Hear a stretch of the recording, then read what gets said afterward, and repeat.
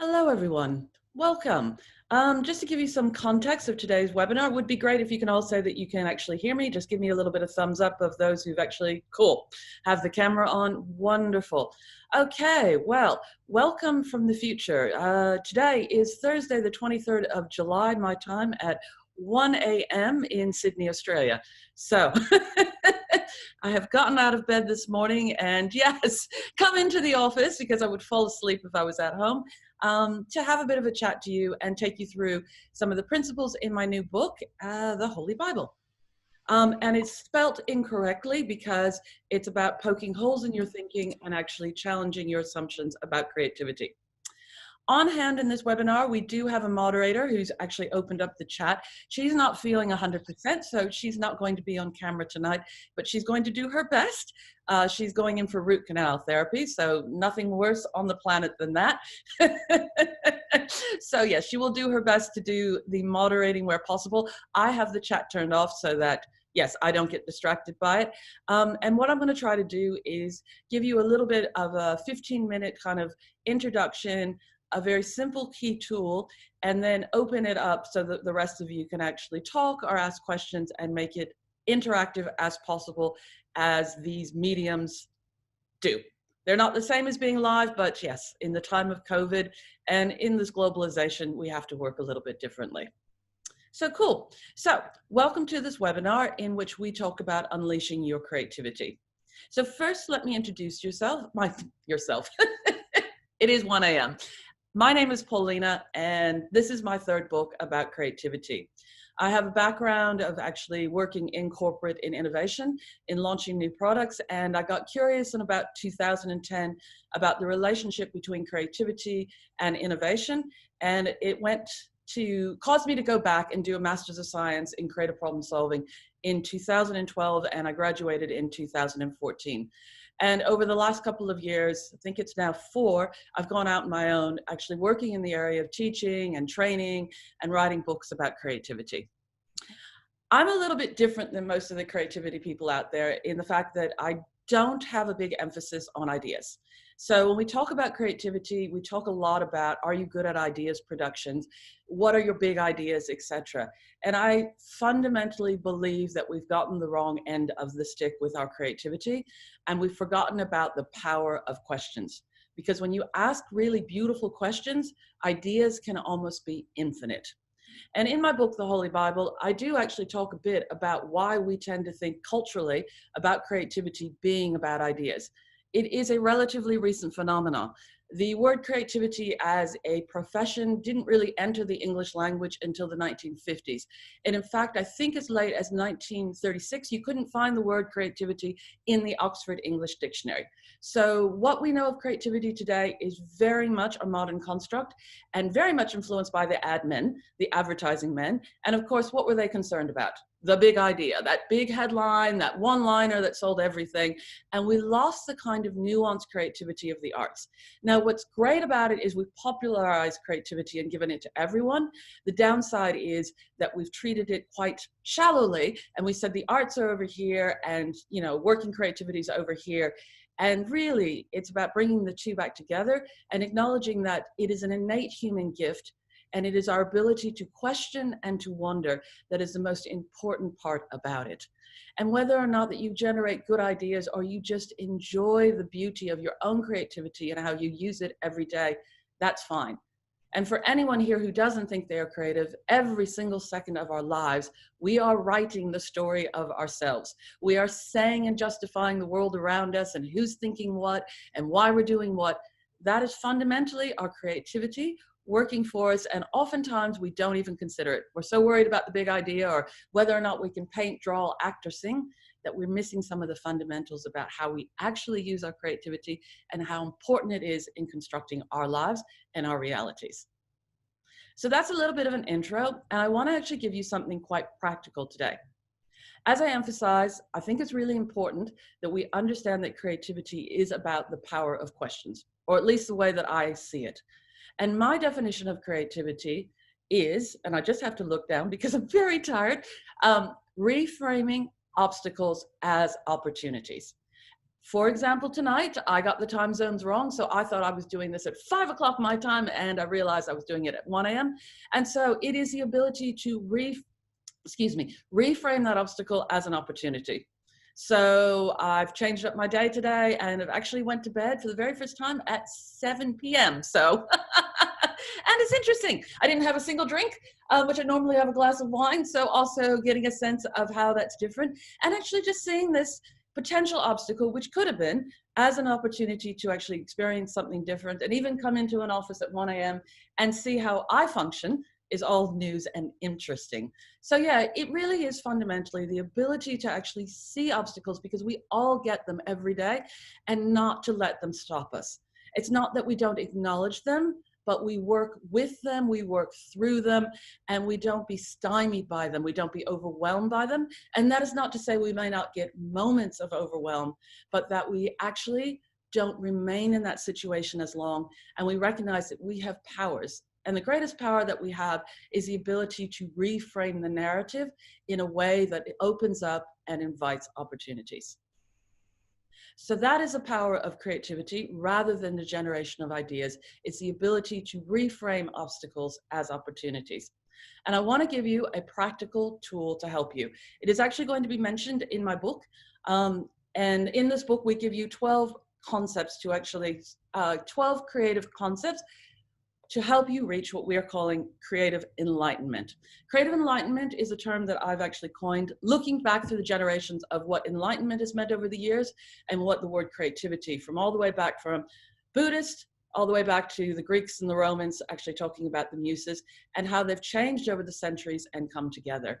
And for me, what creative enlightenment is that paradigm shift, that fundamental shift when we actually reframe our world and see something that maybe was not to our favor, or maybe was just missing, and suddenly that becomes our new operating model. It's a never-ending state, because you can never arrive, nor can you ever arrive at enlightenment, but it's a way of actually looking at things so that you can see them more generatively, more bountiful. And so the book actually gives you practical concepts in doing that, and I'm going to give you one. And as I said, it is the art of questioning. So all of the creative tools are deceptively simple. They're very easy to tell you about, they're very easy to teach. However, they're profoundly deep in their application. So they are deceptive in the sense that you think, yeah, it's no big deal, that's easy enough. And then when you work with them and you play with them, you can understand the nuances that they provide. To give you an example, I like to say that, you know, if I wanted to tell you how to be more mindful, what I could actually do is tell you in a couple of words the whole principle of mindfulness, which is simply be present. Now, the ability to be present has books and courses and enough to fill the biggest libraries in the world. So it's much the same, that I can tell you very simple principles, but your ability to work and play with them and actually get to understand them is actually quite deep. So how do you actually frame a question that actually can help you to reframe an obstacle as an opportunity? It's the art of creative language, or what I like to call the language of possibilities. It's a language to actually open up and invite and evoke possibilities for you. And if you've ever heard of the theory by, and I'm not Hungarian, so maybe pronouncing this wrong, but I think it's right, Mihai Csikszentmihalyi, he talks about the theory of flow. And so what questions can actually do is get you into a flow state. He does talk about it as something that's quite elusive. I think it's actually something that can be more deliberately engineered, and questions are a way of doing it. And I'm going to break down why questions actually do that before I'm going to teach you how to generate a great question. The brain hates an unanswered question. If you give it something that you're curious about or you're interested in, and you pose it as a question as opposed to just as a statement, the brain kind of goes 24/7 and seeking it. And sometimes you experience moments of serendipity. And what I like to say, it's not like the universe decided, hey, Sheila, I'm going to give you a gift. It's actually that you're more attuned to gifts, and that you start to see gifts out there, and something that you might have ignored suddenly actually crosses your radar, and you say, oh, that's an interesting person, or oh, how nice to have met that, or oh my God, I just saw that in the window. And so when you actually start to ask questions of the brain and you start to emphasize that that's important, the brain will become like a heat-seeking missile, and it will start to actually look for those opportunities and start to invite them in. It's a way of inviting serendipity in. Now, one of the reasons that the brain actually does this is the brain does not distinguish between what is vividly imagined and what is real. So you can't just ask the question and kind of go, yeah, walk away. The brain will say, oh, not interested. But if you really put power and emotion and you vividly imagine and feel what this question could be and how important it is, that's when the brain actually starts to register. And it will work 24/7 in the unconscious to actually help resolve it. But it will probably pick a more interesting resolution than if you had logically solved it. So for example, if you were asking, how might I bring more love into my life? You may be thinking of a partner that looks like X, that earns this, that, has a status of this, has a house, whatever. And the brain may actually bring it to you in offering you an opportunity within Africa to go to the Peace Corps, or it might actually offer you an injured little animal beside of the road. And that may be a more holistic way of satisfying those needs and being really attuned to what you need. So those are some of the ways that the brain can actually work. When you vividly imagine a question, the brain starts to actually say, oh, this is real. And if it's unresolved, I need to work with you to find opportunities to help you resolve that. And that is how powerful this tool can actually be. It's working with our brain states to actually generate more opportunities. The other thing about questions is they force us for a second to imagine that world as a possibility. So whatever you decide and you ask a beautiful question about a future that you might like, in order for you to understand what that future might be like, you have to go in that and imagine for a couple of minutes that that is real. And the thing is, the minute that you step into this world that you cannot conceive of right now could be real. Let's just say we'll go for something great, ending world hunger. You kind of go, okay, logically that's not it. But if I say, imagine on another planet that you could do this, in order for you to complete that thought, you have to actually go there. And when you go there, all of a sudden, a part of you gets lighter because you've allowed yourself the possibility that this thing could exist, and you've entered into that world where it does exist. And you feel better automatically. The more that you imagine wonderful things and entertain and play with them, not only do you invite them more likely to come into your life, but you personally feel better. And I mentioned earlier that you could actually enter into a flow state. That is why, because the brain suddenly is in the world of imagination, and it's in the world of beautiful imagination, and you can feel yourself getting lighter and actually less judgmental, which is a key creative state of actually being able to defer judgment and being open to opportunities. So practically, how might we do that? Creative questions tend to start in 3 ways. It's how to, how might we, what might be all the ways. And I'll repeat this a couple of times. How to, how might we, what might be all the ways. And one more time, just for good measure, because it helps anchor it. How to, how might we, what might be all the ways. I mentioned earlier, it's deceptively simple. These are not huge words. These are not anything that, even if you're not a native English speaker, that you wouldn't be familiar with. Do not underestimate their power. One thing I do want to actually point out is the word how to. Particularly in the English language, what we tend to say is not how to, we tend to say how can. How can we do that? And it's actually not an open question as how to. And the reason is because there's an implication, whether you realize it or not, that it cannot be solved. And so it's a question in essence that's actually suggesting that there is either a right answer or there's a wrong answer already into it. So it shuts down our creative thinking. How to just leaves it open. And if you ever notice, and I would ask you and hope that you would, think a little bit more, particularly if you work with English, about the construct of how can. You'll notice that it's not actually used very nicely. It's often, when people bring it, it's kind of like, well, how are you going to resolve it? It's a pushback. Whereas how to actually suggests more so that we're in this together, and it opens up the conversation as opposed to actually saying, this is kind of your problem and you've got to deal with that. And these are very subtle differences and nuances, and I appreciate that not everybody may be working in English 24/7, but some things I want to make you aware of, and I think and hope that they might have other implications in your language. So the really big thing is how to rather than how can. So I said how to, how might we? And the key thing in how might we is the word we. It's never usually an I problem. Everything is systematic. Everything is related. So how to, how might we, what might be all the ways. And again, the last one just suggests by its nature that there are infinite ways to solve this. So by posing that question alone, those first couple of words, you've actually suggested already, and you've entered into an imaginary world where there are endless possibilities. So you've lightened the load and you've made it a more beautiful space for everyone. And without having to say, this is a conversation where we can trust one another, you've actually said it without having to say it. You've given them the real proof. What might be all the ways? So these are beautiful question openers, and they can be used for professional, they can be used in personal, they can be used with your children, with your partners, with your relationships. They are extraordinarily powerful. To give you one example, in the business that I used to work in, we had about a table of 10, and we were panicking about a presentation that needed to be done because a new CEO was coming to town and we needed to justify the marketing department and all that kind of stuff.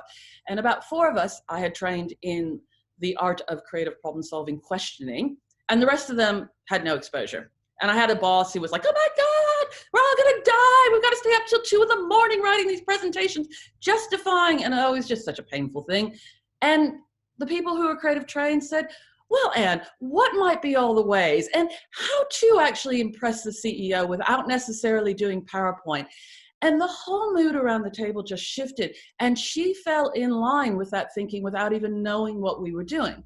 And suddenly, this deck of, and it wasn't so much the deck, but the essence of us having to justify what we do rather than us being able to showcase what we do, that's what we ended up with. And that's an important distinction. And so it made the conversation so much nicer, because I'm happy to tell people what I do, but I don't really like the implication that I have to stay up all night justifying what I do. And so it was just a beautiful way of actually interposing those questions very simply that shifted the conversation and actually made us come together as a team and present something that we were proud of. So very subtle ways that you can use it practically.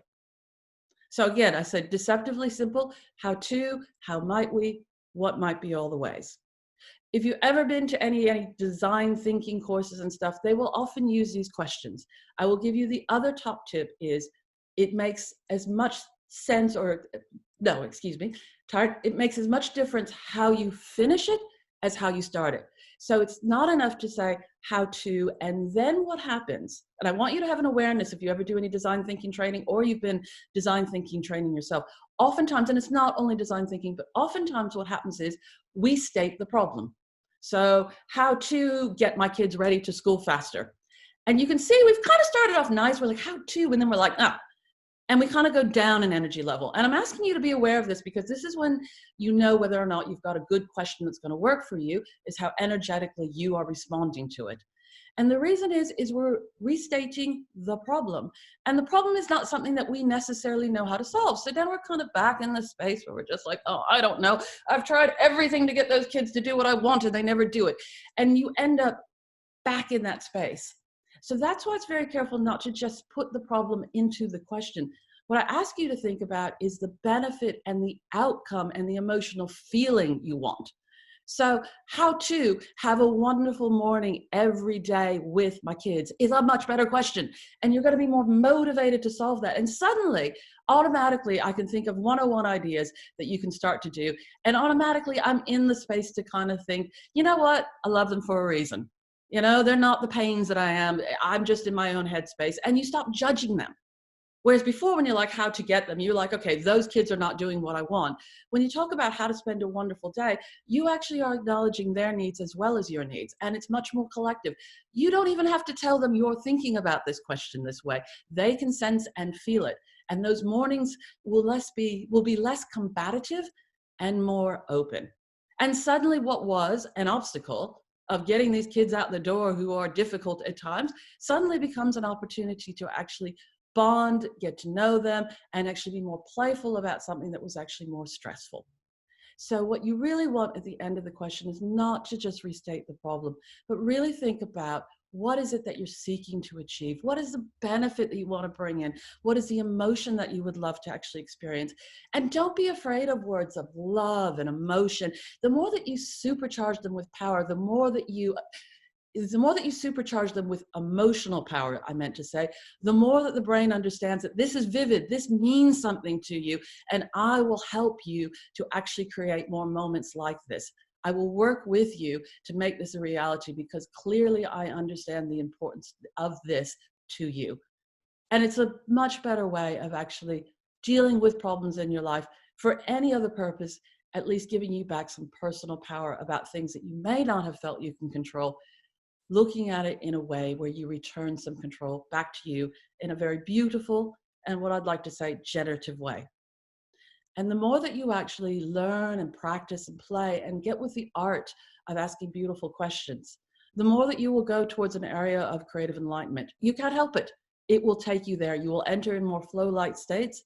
More people will want to be around you. They'll be more attracted to you because you're just a nicer person. You are less judgmental in this state. You're not so busy judging yourself. You're not so busy judging them. And you're more able to be present. It is an active form of mindfulness. And without having to say, I invite you into my space, it actually says, I invite you into my space, and it's a beautiful space. And people will seek to enter it, even if they weren't in that space when you greet them. They can sense it, and they'll be interested and curious and delighted about those opportunities. And you can almost do this at the most skillful level without language, and almost without, maybe I should say without words as language, but almost the way that you use your hands, the way you use your body, the way that you invite people to actually look at things and not be so stressed about the problem, but actually focus on the outcomes, the solutions that you want to generate, and put your energy, your attention, and your questioning powers there. So cool. So that is all I want to take you through tonight. It's not the full hour, but I also wanted to make very carefully sure that I didn't end up speaking at you, because I think it's also really important that you also get a chance to actually ask questions. And also, I believe fundamentally that a little nugget of a powerful piece of information is better than 3 hours worth of someone just talking to you. And unfortunately, I wish you were all in the same room and we could actually have a more closer conversation and you could feel the energy that I hope transfers through. But yes, these are some of the nuggets, the surprises, the beauty that you'll actually see in this. I'd like to say, if you want 3 easy tips to be more creative, go elsewhere. This is not what this book is going to give you. This book is going to give you a much more nuanced and deeply understanding of creativity that connects, I hope, with each and every one of you in your own way, because there is no one way to realize our innate powers. Every one of us is different, and this gives you ways to explore it in a way that should work for you. Cool. So on that note, I will open it up. I've got my chat going. Okay, from Peter to everyone, will you be covering catalytic questioning? I have a question for Peter. What exactly is catalytic? I can say it normally, questioning. So I want to make sure I understand the question before I attempt to answer it. I think that's important.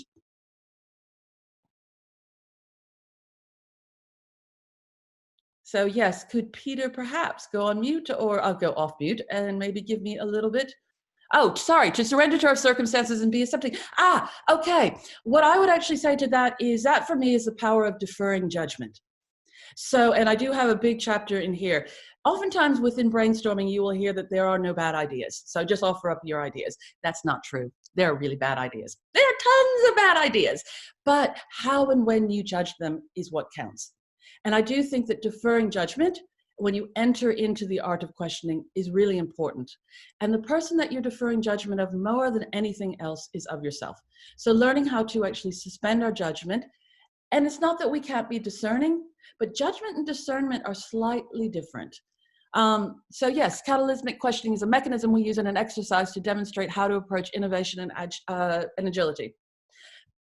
We all have potentially different things, different meanings, different terms. So I won't suggest and own someone else's, but for me, some of the power of, I would guess, and I say guess, that you can get to for what I call creative language and beautiful questioning is also learning the art of deferring judgment, learning to postpone and suspend that ability to judge, and realizing the judging is, it has its moments and convergence, but it's not the most important thing in the world, in the sense that you want to be actually open and experience what's in front of you. Cool. Any other questions out there? And I hope I did my best to answer that, Peter. Yes, I'm not sure that I did, but then again, I don't own catalysmic question, but I think there's a lot of power in deferring judgment. Cool. Other thoughts, other comments, other questions? Can I say something? Yeah, of course. Yeah, I'm just going to type it out. It'd be quicker to say it. Yeah, in terms of the analysing other ideas, they're not being bad ideas. I agree with you entirely.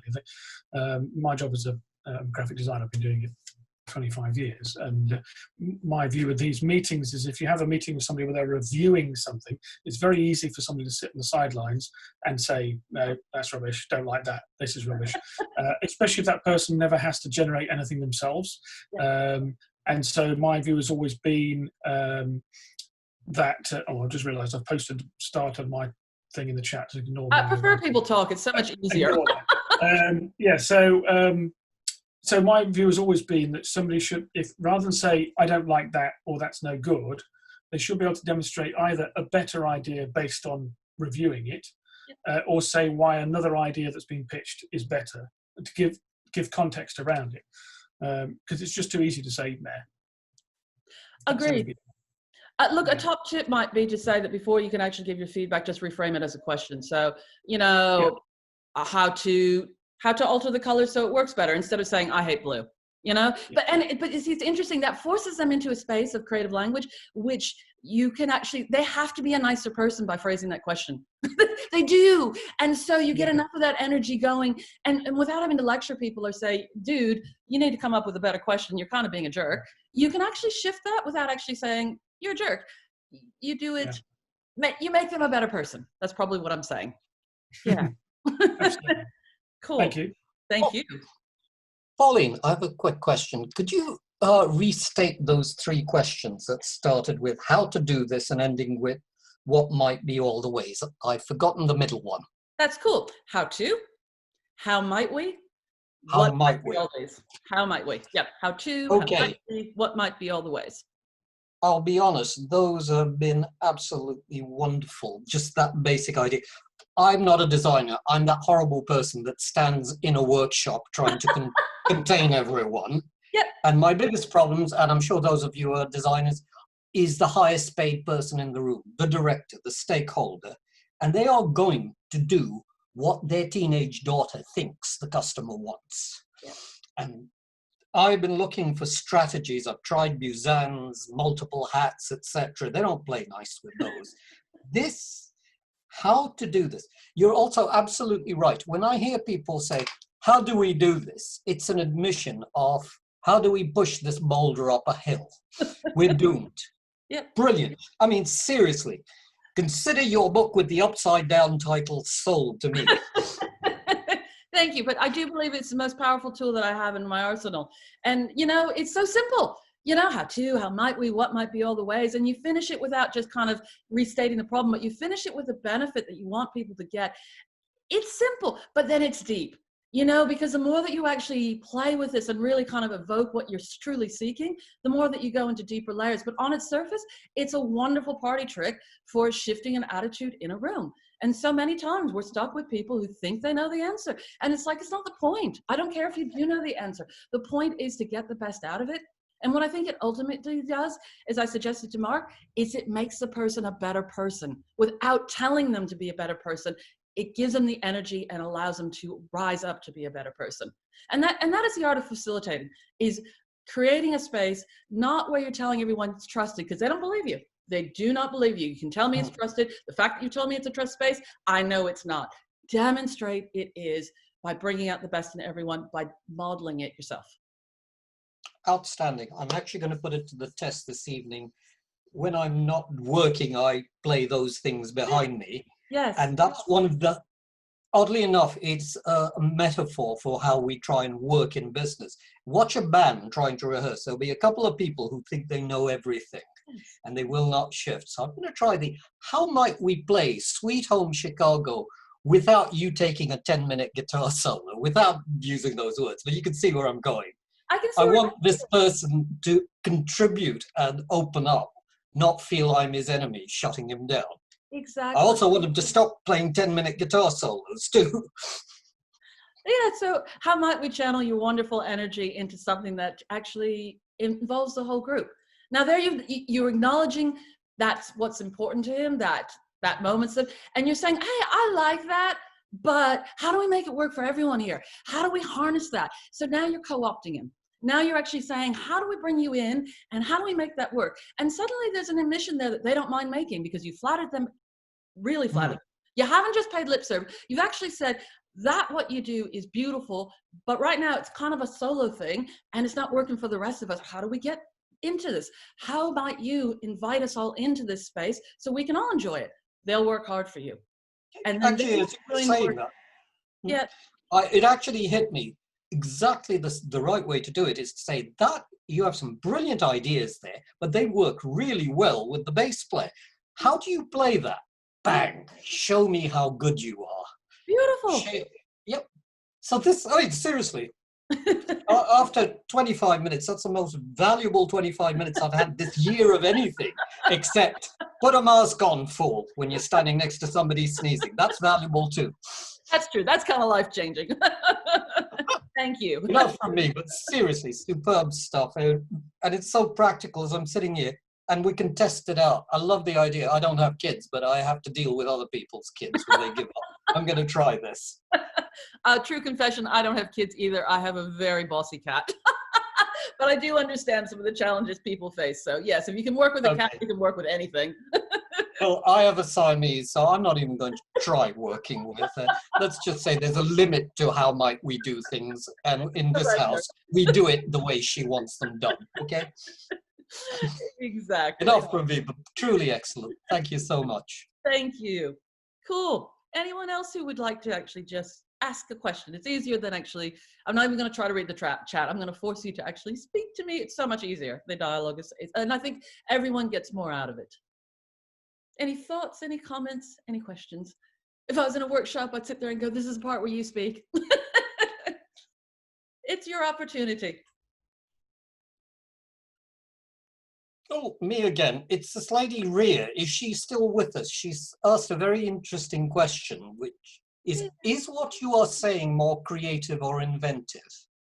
I think guess you would say, it depends how you define creativity, and it depends how you define invention. And I often say this because I think it's really important how you define things before you go off and answer things. So depending on how she thinks, I presume Rhea is a female name, depending on how she actually thinks about it, you could probably say both or neither.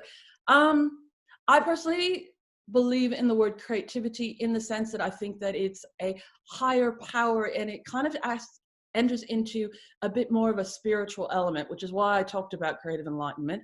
I'm not so sure that inventiveness for me enters into that. It seems more of the world of business. So therefore, that's why I actually prefer creative problem solving over innovation. Because I think you can actually do a design thinking class or do an innovation project and never have a real personal attachment or revelation.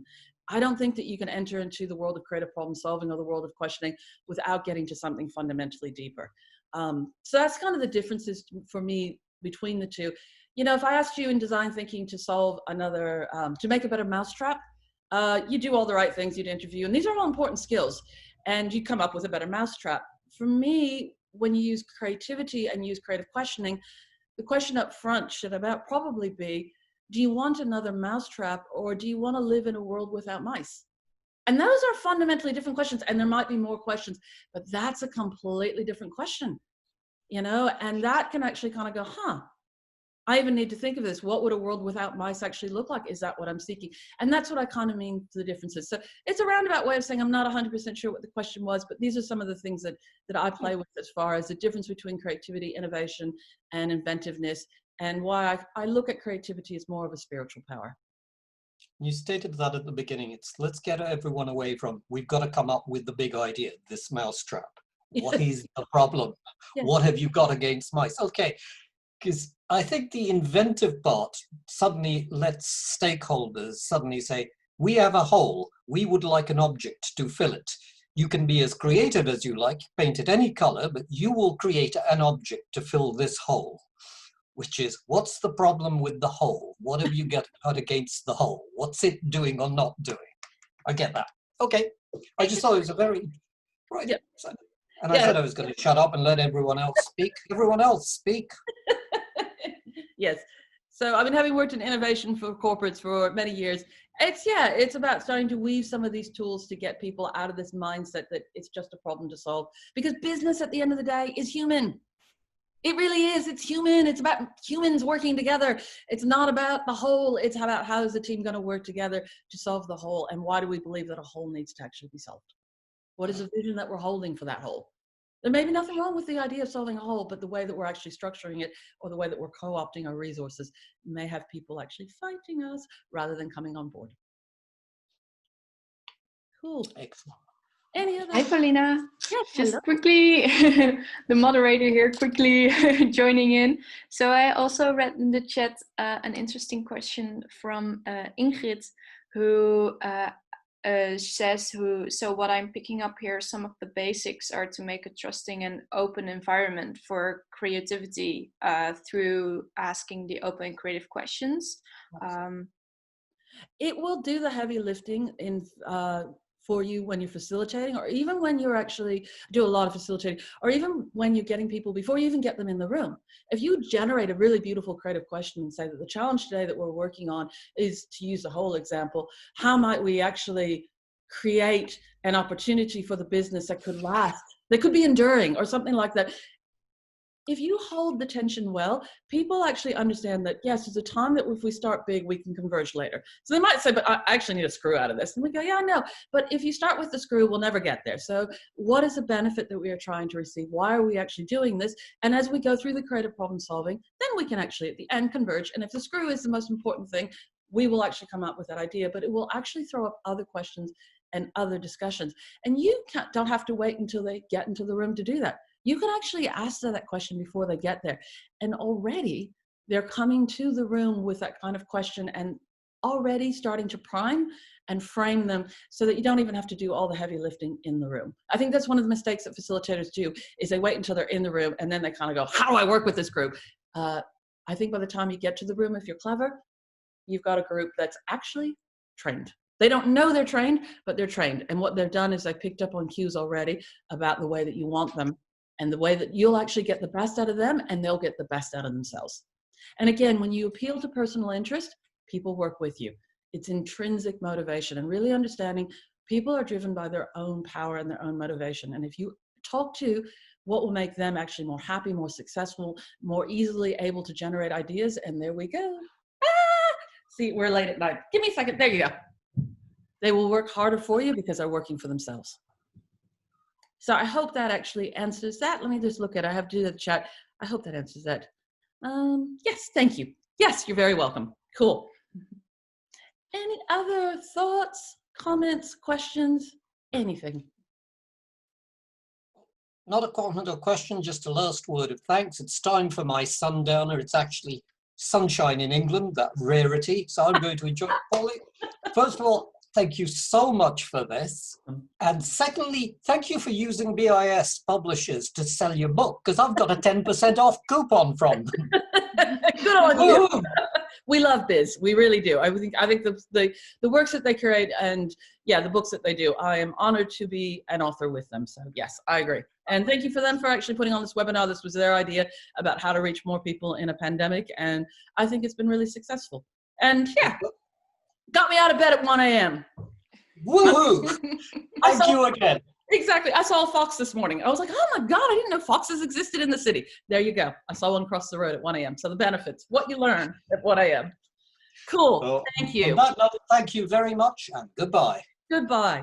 Cool. We have a few more minutes. So for anyone else, yes, thank you for being up at 1 a.m.